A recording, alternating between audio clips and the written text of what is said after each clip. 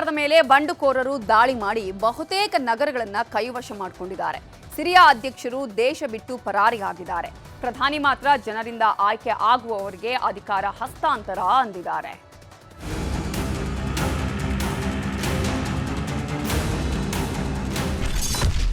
ಬಂಡುಕೋರರ ವಶವಾದ Syria ರಾಜಧಾನಿ.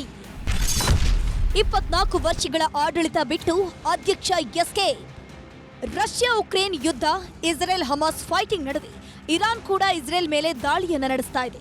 ಇದೇ ಸಮಯ ಬಳಸಿಕೊಂಡ ಸಿರಿಯಾ ಬಂಡುಕೋರರು ರಾಜಧಾನಿ ಡಮಾಸ್ಕಸ್ ವಶಕ್ಕೆ ಪಡೆದಿದ್ದಾರೆ.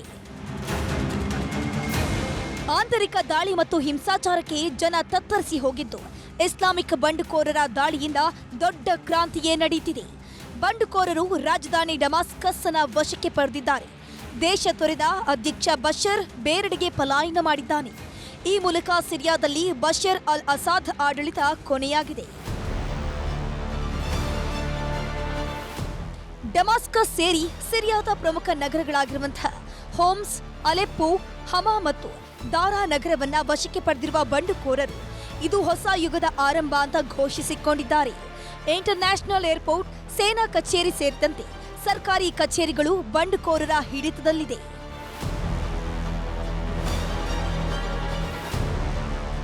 ಎರಡು 2011ರಿಂದಲೂ ಸಿರಿಯಾದಲ್ಲಿ ಅಂತರ್ಯುದ್ಧ ನಡೀತಾನೆ ಇತ್ತು. ಆದರೆ ಇರಾನ್ ಮತ್ತು ರಷ್ಯಾ ಬೆಂಬಲದಿಂದ ಅಧಿಕಾರ ನಡೆಸುತ್ತಿದ್ದ ಅಧ್ಯಕ್ಷ ಬಶರ್ ಅಲ್ ಅಸಾದ್ ವಿರುದ್ಧ ಕಳೆದೊಂದು ವಾರದಿಂದ ಹೋರಾಟ ತೀವ್ರವಾಗಿತ್ತು. ಕ್ಷಿಪ್ರ ಕ್ರಾಂತಿಯಲ್ಲಿ ಬಂಡುಕೋರರು ಜಯ ಸಾಧಿಸಿದ ಪರಿಣಾಮ ಸಿರಿಯಾದ ಆಡಳಿತವು ಬಶರ್ ಕೈತಪ್ಪಿದೆ.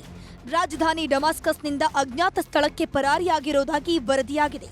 ಟರ್ಕಿ ಬೆಂಬಲಿತ ಪಡೆಗಳ ಪ್ರಾಬಲ್ಯಕ್ಕೆ ಬೆದರಿರುವ ಸಿರಿಯಾ ಪ್ರಧಾನಿ ಮೊಹಮ್ಮದ್ ಗಾಜಿ ಅಲ್ ಜಲಾಲಿ ಪ್ರಜೆಗಳ ಆಯ್ಕೆಗೆ ಅಧಿಕಾರ ಹಸ್ತಾಂತರಕ್ಕೆ ಸರ್ಕಾರ ಸಿದ್ಧವಿದೆ ಅಂತ ತಿಳಿಸಿದ್ರು. إلى كل مواطن سوري حريص على مقدرات هذا البلد وذلك للحفاظ على مقدراته وأهيب بالإخوة المواطنين جميعا عدم المساس بأية أملاك عامة لأنها في النهاية هي أملاكهم. ಅಸಾದ್ ಪ್ರಯಾಣಿಸುತ್ತಿದ್ದ ವಿಮಾನ ಪತನ. ಸಿರಿಯಾ ಅಧ್ಯಕ್ಷ ಬಶರ್ ಅಲ್ ಅಸಾದ್ ವಿಮಾನ ಪತನಗೊಂಡಿದ್ಯಾ ಅನ್ನೋ ದೊಡ್ಡ ಪ್ರಶ್ನೆ ಕಾಡ್ತಾ ಇದೆ. ಬಂಡುಕೋರರಿಗೆ ಹೆದರಿ ಅಜ್ಞಾತ ಸ್ಥಳಕ್ಕೆ ತೆರಳುತ್ತಿದ್ದಾಗ ಅಸಾದ್ ಇದ್ದಂತಹ ವಿಮಾನ ಮಾರ್ಗ ಮಧ್ಯದಲ್ಲೇ ಪತನಗೊಂಡಿದೆ ಎನ್ನಲಾಗ್ತಿದೆ. ಆದರೆ ಅಸಾದ್ ವಿಮಾನ ಎಲ್ಲಿದೆ, ಏನಾಯ್ತು ಅನ್ನೋದ್ರ ಬಗ್ಗೆ ಇಲ್ಲಿವರೆಗೂ ಯಾರೂ ಅಧಿಕೃತ ಮಾಹಿತಿ ನೀಡಿಲ್ಲ. ಮೂಲಗಳ ಪ್ರಕಾರ ಸಿರಿಯನ್ ಏರ್ ಇಲ್ಯೂಷನ್ 276T ವಿಮಾನ ಡಮಾಸ್ಕಸ್ ವಿಮಾನ ನಿಲ್ದಾಣದಿಂದ ನಿರ್ಗಮಿಸಿದೆ. ವಿಮಾನವು ಆರಂಭದಲ್ಲಿ ಸಿರಿಯಾದ ಕರಾವಳಿ ಪ್ರದೇಶದ ಕಡೆಗೆ ಸಾಗ್ತಾ ಇತ್ತು. ದಾರಿ ಮಧ್ಯೆ ಅದು ವಿರುದ್ಧ ದಿಕ್ಕಿಗೆ ಸಾಗಿ ಕಣ್ಮರೆಯಾಗಿದೆ. ವಿಮಾನದ ಹಠಾತ್ ಕಣ್ಮರೆ ಬೆನ್ನಲ್ಲಿ ಹಲವಾರು ಪ್ರಶ್ನೆಗಳನ್ನು ಹುಟ್ಟುಹಾಕಿದೆ. ಸದ್ಯದ ಪರಿಸ್ಥಿತಿಯಲ್ಲಿ ಸಿರಿಯಾ ನಾಗರಿಕರಲ್ಲಿ ಆತಂಕ ಮೂಡಿಸಿದೆ. ಆಡಳಿತ ವಿಫಲ, ಆರ್ಥಿಕ ಮುಗ್ಗಟ್ಟು ತಲೆದೋರಿತು, ಜನ ಕಂಗಾಲಾಗಿದ್ದಾರೆ. ಡಮಾಸ್ಕಸ್ನಲ್ಲಿರುವ ಇರಾನ್ ರಾಯಭಾರಿ ಕಚೇರಿಯನ್ನ ಬಂಡುಕೋರರು ಧ್ವಂಸ ಮಾಡಿದ್ದು, ದಾಖಲೆಗಳು, ಪೀಠೋಪಕರಣಗಳೆಲ್ಲವನ್ನ ನಾಶ ಮಾಡಲಾಗಿದೆ. ಸಿರಿಯಾ ಸೇನಾಪಡೆ ಕೂಡ ಹೋರಾಟ ಮಾಡಲಾಗದೆ ಕೈಚೆಲ್ಲಿ ಕೂತಿದ್ದು, ಇರಾನ್ ಕಡೆ ಪಲಾಯನ ಮಾಡ್ತಿದೆ. ವಿಮಾನ ಎಲ್ಲಿಗೆ ಹೋಯ್ತು ಅನ್ನೋ ಮಾಹಿತಿ ರಾಡರ್ಗೂ ಸಿಗ್ತಿಲ್ಲ ಎನ್ನಲಾಗ್ತಿದೆ. ಆದರೆ ರಷ್ಯಾ ಮಾತ್ರ ಅಸಾದ್ ರಾಜೀನಾಮೆ ನೀಡಿದ್ದಾರೆ ಅಂತ ಪ್ರಕಟಿಸಿದೆ.